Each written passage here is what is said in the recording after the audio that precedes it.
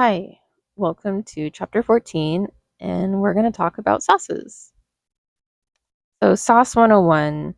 Sauce making is one of the greatest tests of a chef's skill. This is a successful pairing that demonstrates technical expertise, so it shows how you've learned how to make the sauces, and also an understanding of the food, which includes the ability to judge and evaluate a dish's flavors, textures, and colors. So it's kind of like that final bow on a package. It just can tie everything together. A good sauce can contrast or complement final flavors in a dish to enhance the taste. And generally, sauces serve more than one purpose. They can introduce complementary or counterpoint flavors to balance a dish. They can add moisture or succulence. They definitely add some visual interest. And also, they can adjust the texture depending on the sauce that you're using. And here are the grand sauces. So these are also known as mother sauces, which grand sauces are more of a broad term. And then we have very five specific sauces that are classified as mother sauces. The mother sauces are velouté, bechamel, espagnole, tomato, and hollandaise. These were first identified by Auguste Escoffier in the 19th century. This is the foundation of French sauce making, and these sauces serve as a base for many sauces still used today. Any derivatives are sauces that use one of these five mother sauces, but also include other ingredients that set them apart enough from the mother sauce to be classified on their own. You can find all of these in the textbook. I did not include them in the PowerPoint. So, a white sauce. This is where you would classify velouté and bechamel. So the components of a white sauce are typically stock, a lighter stock, which means it would come from veal, chicken, fish, or vegetable, or you can just use milk. And like a milk-based sauce is more of a bechamel, so that's kind of like a Alfredo sauce. And the stocks can be infused with aromatics to produce a special flavor or give it a specific color that will be translated to the finished sauce. You will also use a blonde or white roux, and the difference here is so first off, roux, in case you don't know, is a flour and a fat that is started at the very, very beginning of the sauce making process. And a white roux is a roux that is barely cooked, just enough to get that flavor of the raw flour out, but it does not have any um, advanced color. But if you want to take the color a little further, you can take it to a blonde roux, which is when the flour just starts to toast and it gets that like nice tannish color. Those That's the difference between the two. You don't want to go any further beyond the blonde though, because then it will affect the flavor and the color. And additional ingredients could be mirepoix, mushrooms, onions, aromatics like that. Some notes on white sauces: be careful of scorching. So this is very easy to do. So definitely make sure you choose a heavy non-aluminum pot, preferably with a perfectly flat bottom, which um, do those actually exist? Who knows? Probably not. But so make sure you just have, a pot that's in good condition, that is made of that is not a non-reactive, that is made of non-reactive material. There we go. And you want to make sure that you're just simmering these sauces. If you have a flat top, great. That's more of like in a restaurant. But make sure you just have like a low, maybe low medium heat, and make sure that the heat is being evenly distributed to make sure it's, centered above your flame. And be attentive. You want to take care of the sauce, and have a whisk on hand, have a rubber spatula on hand. If you catch sign of scorching, if you get it early enough, you can actually save the sauce. Just have another pot handy and just literally dump the sauce into the new pot. Don't scrape at the bottom, don't scrape the sides. And as long as that like there's no detectable taste of scorching or bitterness or burnt flavor, you saved it. Congratulations. So that again, saving a sauce like this requires attention. So, and you also might see some skin development when uncovered. So the finished sauce, the layer of sauce that is in contact with the air will actually start to dry out. And then if you were to mix in this skin that forms, you might find like clumps of it later on in the sauce. And that kind of just defeats the whole purpose of having a nice, silky smooth sauce. So, in order to avoid this, use a fitted cover or a piece of parchment paper or plastic wrap that is in direct contact with the surface. Next, we have a brown sauce, which is sauce espagnole in the mother sauces. Here, you typically see brown veal stock. This is the traditional base for this sauce. You can use others, but this, like I said, is traditional.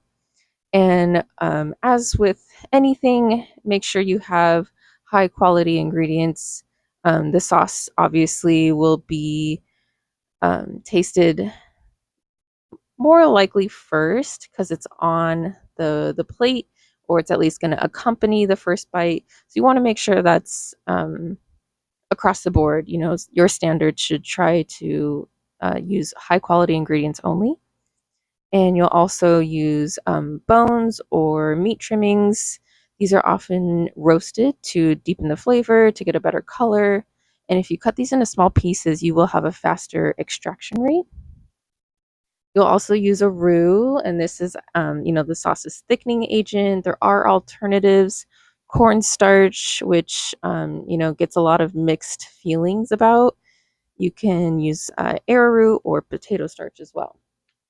Additional ingredients, again, mirepoix, mushrooms, onions, herbs, garlic, or also wines, because, we are working with a darker color, so these wines can actually help um, deepen the flavor too. And again, skin development is possible. So either that cover or parchment paper or plastic wrap in contact with the surface. Tomato sauce. So I'm sure we're all, familiar with tomato sauce, spaghetti and meatballs, pizza. We see it in a lot of places. You can use either fresh or canned tomatoes. Fresh, the best ones to use are plum or Romas because they have a high ratio of flesh to skin and seeds.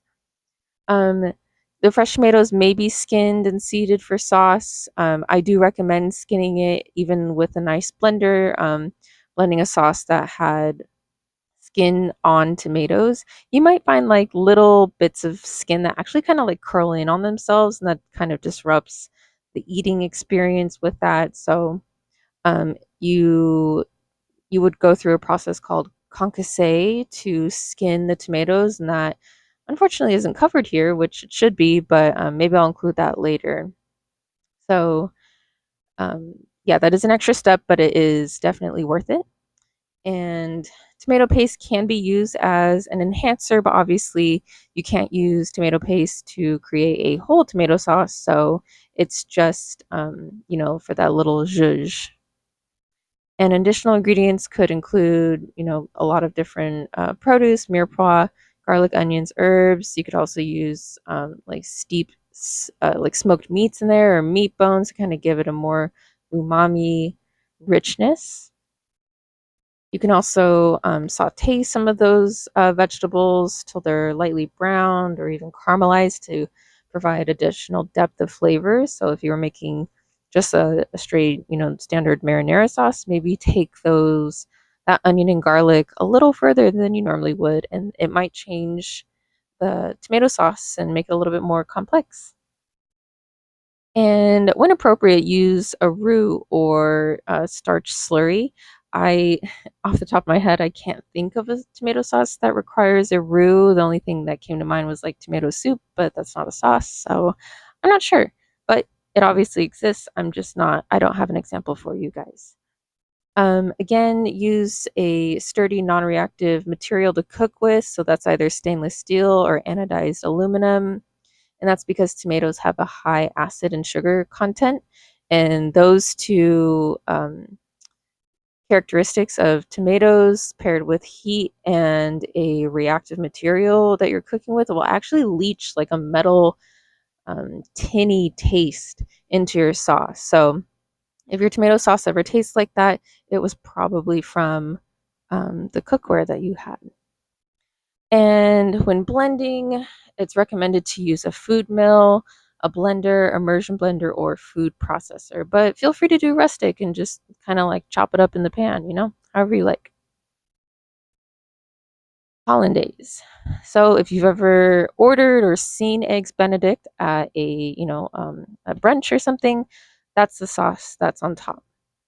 This is made from either melted whole butter or clarified butter. And if you are unfamiliar with clarified butter, it is it's when you melt butter and you let the milk solids separate from the butter and you pour off the clear melted butter and you leave the milk solids on the bottom and you have a sturdier uh, fat to use. So that's what clarified butter is. But the difference here, when we're talking about hollandaise, is when you use melted whole butter, it does provide a richer, creamier texture, but it also makes the sauce a little more unstable. So that's why clarified butter is used. It does provide a stiffer, more stable sauce. This definitely comes in handy in restaurant service and production because brunch service, will typically last anywhere from like 3 to 5 hours. So you want to make sure that you have a sauce that you don't need to constantly be adjusting and babying. But if you're at home making hollandaise, yeah, go for it. Like you're gonna make it and serve it and eat it right away, and probably not save any of it. So that's when you would probably feel more comfortable using whole melted butter for a hollandaise. In a restaurant, though, you can save the milk solids and then adjust them to. You can add it back into the sauce and adjust to order, but that is an extra step. So I'm not sure if it's quite worth it for restaurant production. And this sauce must be held quite warm, about 145, which, as we all know, is just above the temperature danger zone. But it's not too hot to where the sauce will break. That's where the fat starts to separate from the sauce. And your proper ratio here is 1 egg yolk to 2 to 3 ounces of butter. And there's this range of butter because as the volume of the sauce increases, so the more egg yolks that you're using, the more fat you can also use. So the example that the book gave was a hollandaise made with 20 yolks can actually tolerate that higher range of butter. So you can start off a recipe of 20 yolks with the calculation of how much butter to add to that. So you could actually just go for that 60 ounces. Um, but if you're starting with a small batch, like if you're making a 1 yolk hollandaise sauce, you probably want to start at that 2 ounce butter. And then you can always add more, but you can't really take away. So and use pasteurized egg yolks if desired. That's with the concern of salmonella. So definitely like high production would benefit from that, or a sauce that's going to be held for a while would benefit from that. But if you're doing it at home and you don't have pasteurized eggs, that's fine. And we're going to move into some other sauces. So we just concluded the grand sauces, and now these are some other sauces that we are going to discuss. We're going to talk about beurre blanc, vinaigrettes, mayonnaise, and some pan sauces. So beurre blanc is made of a high quality butter that has been cubed and chilled.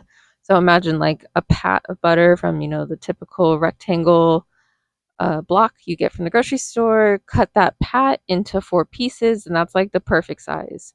And I will explain down at the bottom why we want that. It's also Beurre Blanc also has a reduction in it. That's kind of like the main base. That's where you get a lot of the flavor from. This is typically a white wine shallot reduction, but you could also use a vinegar citrus base with other aromatics.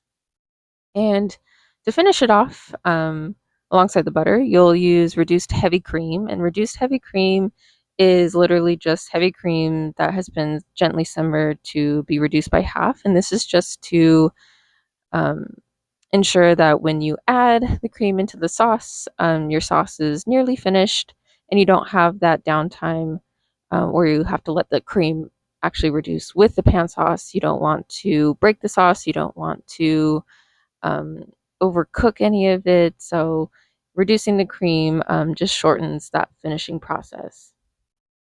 So notes here, select a pan of non-reactive material, and we know why, because we're working with acid, so we don't want any of that metal tinny taste in it.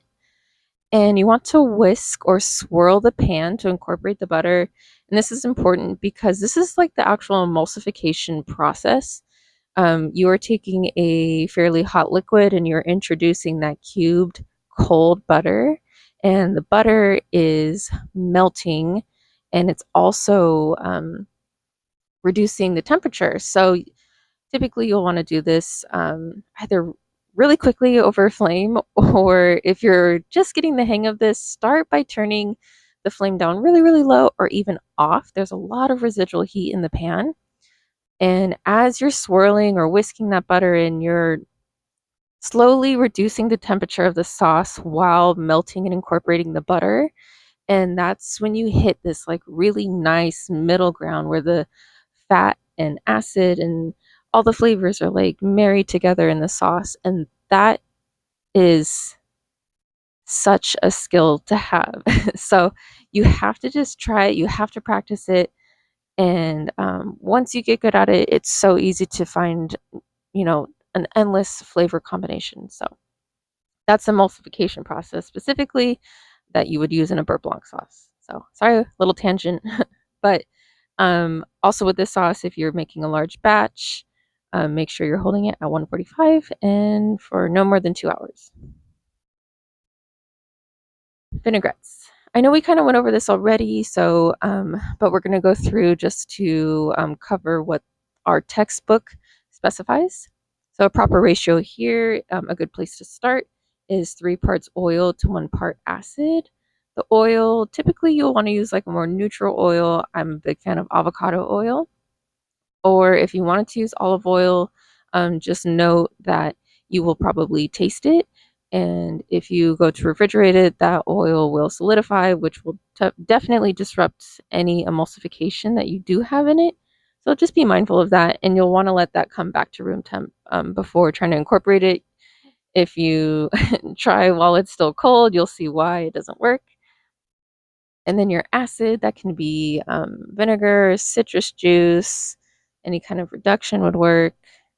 And again, good quality ingredients. This, a vinaigrette is typically the first thing that's tasted in a salad because it's coating all of the ingredients. So because it is so present in the dish, you want to make sure that everything is tastes as good as possible. Additional ingredients here to use would be an emulsifier, so that would be a third ingredient to add to our ratio, which would stabilize that um, marrying of the oil and acid. So that could look like mustard or egg. Sometimes, like a lot of garlic will do the trick. And to continue to adjust your vinaigrette, you can add herbs and seasonings and whatever you see fit. And notes here are separation does occur regardless of the emulsifier. If you have an emulsifier, it will take longer, but it definitely eventually does. So quick fix, vigorously mix, and you should be good. As for mayonnaise, also known as aioli, proper ratio here is 6 to 8 ounces of oil to 1 egg yolk. You can use pasteurized eggs if desired, and definitely a neutral oil here is best unless another flavor is desired. We'll also use a small amount of mustard, that is our emulsifier. And then I recommend after um, those 3 things are emulsified, your oil, egg yolk, and mustard, then you can add a small amount of acid and any additional ingredients you want to use, aromatics, herbs, seasonings. My experience is, just get that emulsification stable and then start adding in. It gets a little tricky when you want to add like the acid before the oil and egg yolks have even met, because that can just cause some issues. So pan sauces. couple different types we're going to cover. So there's jus and pan gravy. This is made from the drippings of meat, mirepoix, and stock. They're typically thickened. So for jus, that's like typically the braising liquid from whatever you're cooking strained, and then you just put that in a pot and you reduce it by half, by 75%, however thick you want it to be. And then you do use a roux for a pan gravy. So those fat drippings you would actually keep and add flour to that. Get your roux, probably a brown roux at that point, maybe a golden, and then adding stock into it to create a pan gravy. And anywhere here, you do want to be mindful of excess fat, skimming it, or controlling it from the very beginning.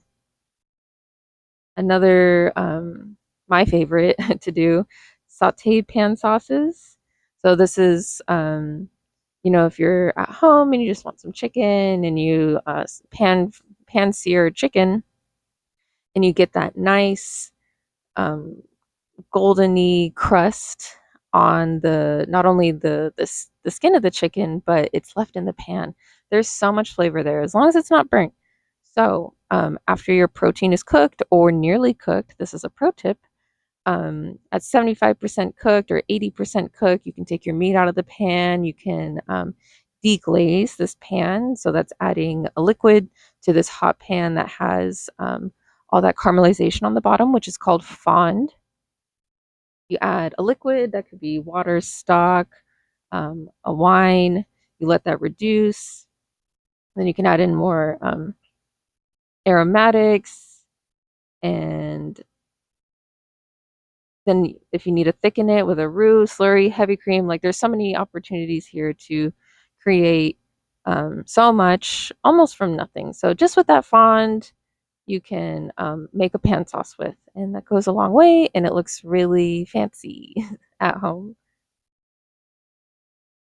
We also have reduction sauces. So this is reducing a liquid so it can coat the back of a spoon. That's kind of like a good visual cue and like an easy tip to remember. You just dip a spoon in there, flip it upside down, and if you see that nice uh, shiny sauce clinging to the back, you've reached a good reduction. And reducing also means concentrating. So this can enhance both good and bad qualities. So again, use high quality ingredients. You can strain this for an optimal texture. There might be some little clumps you can't really see while it's in the pan, but you would like on food. So make sure you just strain that through like a very fine mesh sieve or chinois. And these can be served warm or cold, but do keep in mind a reduction will always look thinner when it's hot. So if that you definitely have the chance of over reducing if it's going to be served cold. So you want to take it slow and make sure um, you know what you're looking for. And gastriques are kind of like reductions. It is a sweet and sour mixture, so it's equal parts of a sugar and an acid reduced by half. Um, these sauces can be added at the beginning of cooking or at the end. And then just make sure you're using the appropriate type of sugar for the dish that you're using. So if there is a sugar specific to the cuisine that you're using, like Poloncio would be one of them, or palm sugar for like a Thai food, just make sure you're being mindful about the ingredients and how they apply to the dish. And just some guidelines about sauce. Composition is well balanced in all areas, so it should have a good taste, good texture, and eye appeal. Make sure it's suitable for the style of service. So this obviously is more about restaurants, but a sauce that is really finicky, like hollandaise, you really just have to make sure you're not making more work for yourself. So just be mindful of how long the sauce can be held hot, if it needs to be held hot, if it needs to be cold, like how easy is it to make? Is it a lot of prep? Those are the things you have to consider. You want to make sure that the sauce is matched to the main ingredient um, cooking technique. So make sure it's appropriate for the flavor of the food that it is paired with. So, a grilled food might not pair well with another sauce that's also been like deeply developed because it's two really deep flavors that aren't going to complement themselves. They just might muddy together. Um, Always make sure you're maintaining the correct temperature, not only for benefit of the sauce, you don't want it to break, you don't want it to solidify on you, but also for the safety for the customer. So stay out of that temperature danger zone. You also want to consider the texture of the food being served. If you took time to make the skin of salmon super crispy, please don't put sauce on top. Please. It's like by the time it gets to the table, it's going to get soggy. And then it's like, why did you do that? So you want to make sure, it's just be creative. The sauce can go on the top and go on the bottom. It could be kind of like it is here in this plate. I thought it was really cool, visually interesting, kind of like splattered almost. So um, this is definitely something you'd see in a restaurant. Imagine serving this at your house. Your friends and family would be so impressed. And then obviously portion appropriately. So one, make sure you have enough sauce for every plate that you're plating. There's nothing worse than having to stretch an ingredient, that means like adding like water or stock, like just to get it through. So make sure you're prepared, that you have enough. But also be mindful that you're not drenching something. It's not a soup, it's a sauce. So you have to have the right amount. Anyways, I think that's it. Let's see. Yes, it is. So, congratulations. Thank you so much for getting through this chapter. Hopefully, you aren't as hungry as I am. All right, guys. Bye.